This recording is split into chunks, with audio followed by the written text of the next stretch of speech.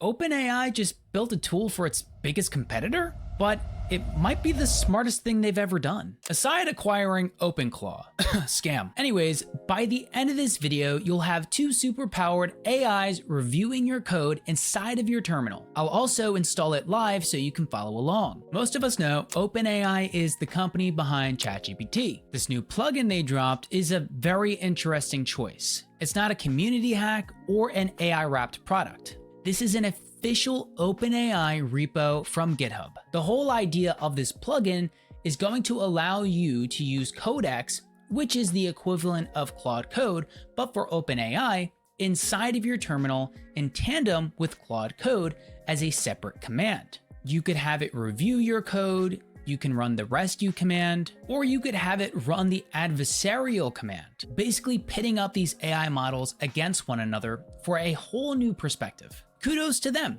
4,800 plus stars on GitHub already, and it's probably just going to continue to blow up at this point. I'll be honest, the rescue command changed how I use Claude Code entirely, and I'm going to show you here in a minute. So the question is, why would OpenAI build a tool that's going to make their competitor even better? Here's what I think is actually going on right now. The AI war isn't about walling off anymore. It's about embedding everywhere, like this plugin is doing inside of Claude Code. If you can't beat them, you join them. OpenAI wants Codex to be used whether you're inside of their ecosystem or not. And this signals a massive shift in how AI tools are being built right now.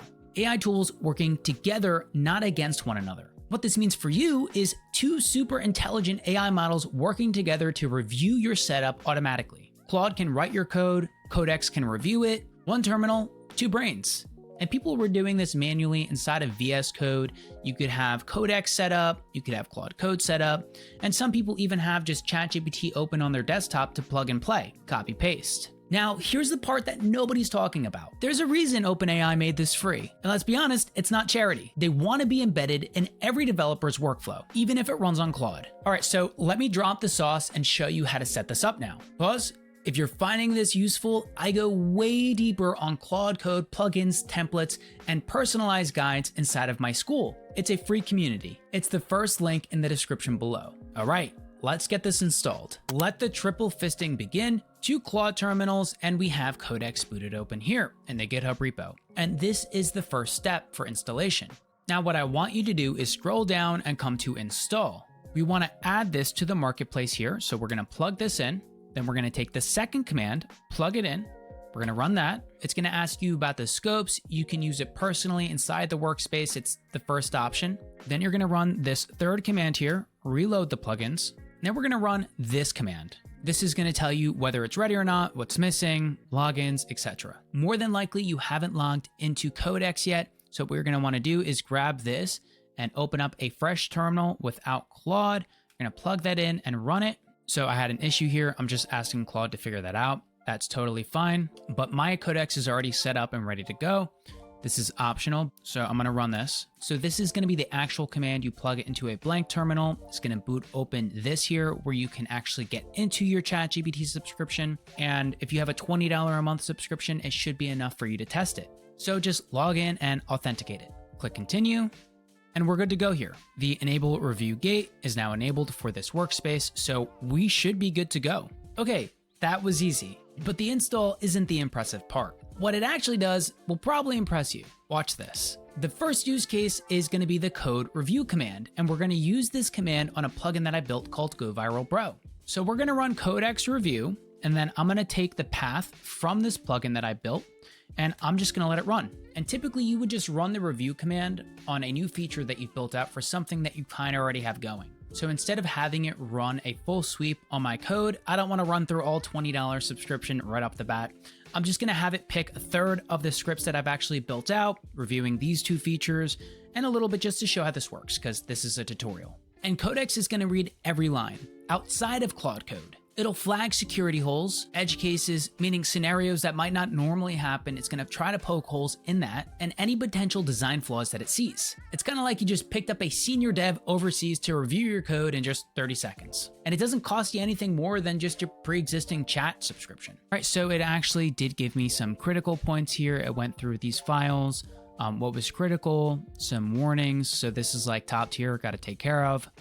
Warning, some additional information here. It looked at this particular script, what was critical, and these are actually some great points that I need to consider for the plugin, so this is a great call. Warning, information, and then this particular script, nothing big. And this was the actual summary, so nothing green, it just gave some information, warnings, and critical. And now that's huge because inside of this file, I'm running Paul to build my workflows and my applications. It's an orchestration layer, and you could see the different phases that I built out. So I could hand this over to Paul now, and I could say, create a remediation plan for these particular issues, or I could just ask it to create a handoff document so that I could pick up on this later. But using the review command, that's the polite version of using this plugin. The next command doesn't just review. It actually tries to break your code, kind of like the Aegis plugin that we have set up inside of the CC strategic ecosystem for Claude Code. But this one is going to be using a completely different AI model entirely, which comes with its pros and cons. And I would dare say if you're using Codex and you want to get a bit more extensive with it, don't really think $20 is going to be enough. So it comes, like I said, pros, cons. So this next command is probably going to find things that I would have otherwise shipped this product out to production on. It's the adversarial-review command, and I'm going to have it run on the same plugin that we've been showcasing here.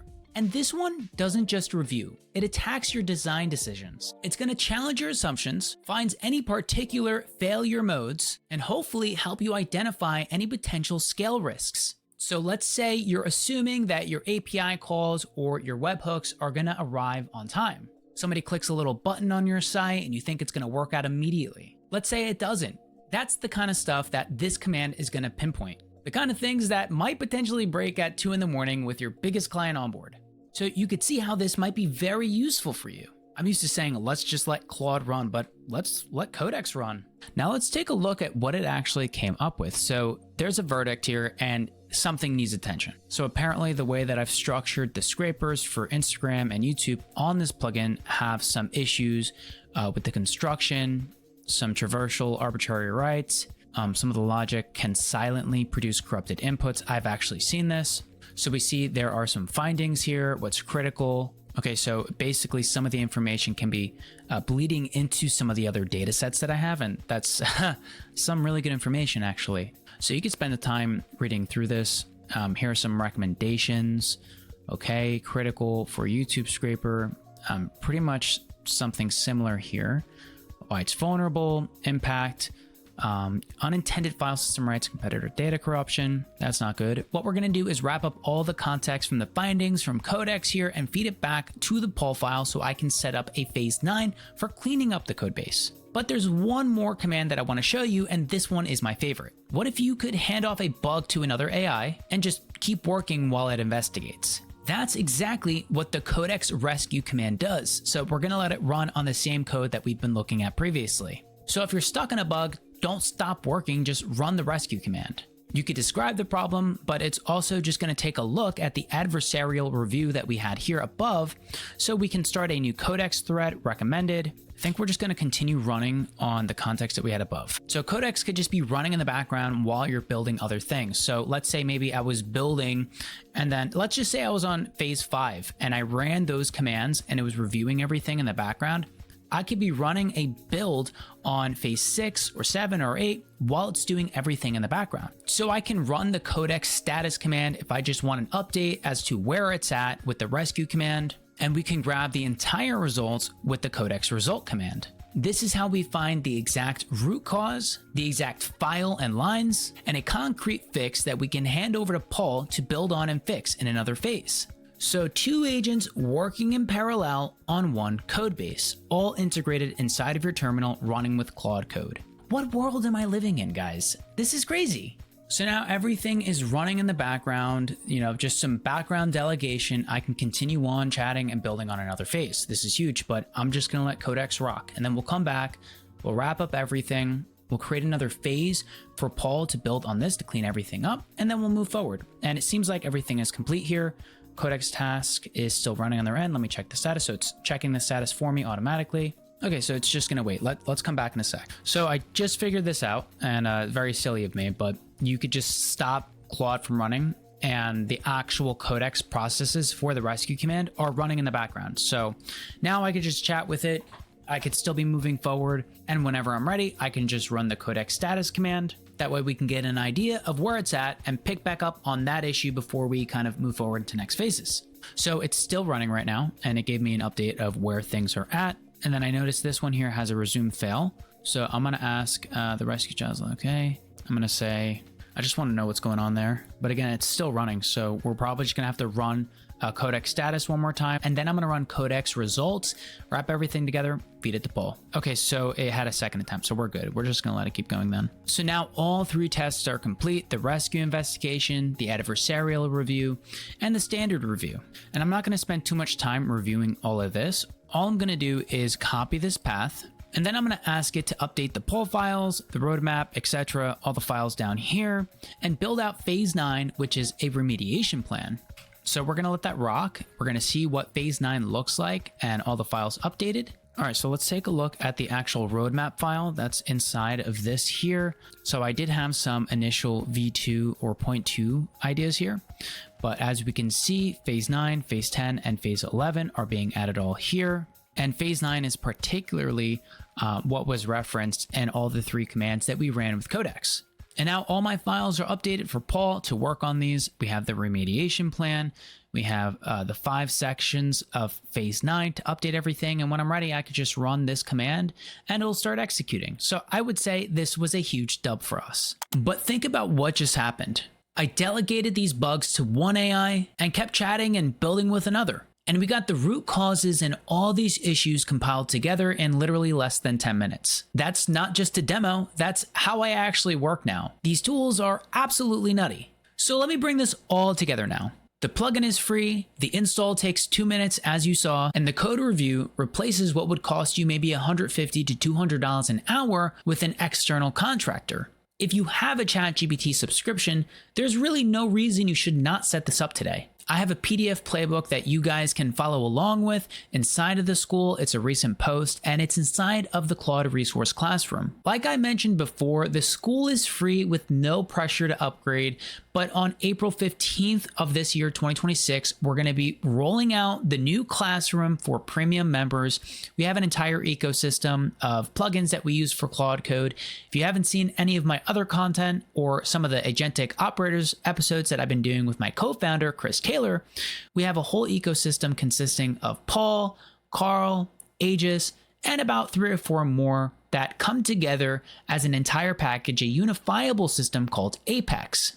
And we're rolling out a workspace file so that you can set up your Claude Code inside of the terminal the same way that I set it up and build functional, enterprise-ready applications and workflows. And we're going to be releasing a special course alongside those assets called Zero to Dangerous. I suggest signing up now before prices increase, and you'll get a special slot inside of our Builders Club where we're going to showcase what you've built so that people could potentially hire you or collaborate with you. And we have 2,000 members now, growing anywhere from 20 to 100 members a day. So definitely take advantage. But again, no pressure. And lastly, if this type of content is practical and useful for you, please like the video and consider subscribing for more content like this. I do about 1 to 3 long form videos like this every single week on Claude Code plugins, workflows, guides, etc. And I only teach what actually moves the needle forward for your business. The next video I'm going to be dropping is episode 3 of the agentic operators, where Chris and I are going to go over Base and Carl, helping you save tons and tons of tokens using Claude Code and a bit of the secret sauce when it comes to Base. So I hope to see you on the next one. I hope you got some value here, and I definitely still hope you're Team Claude Code, because I am. Take care, family.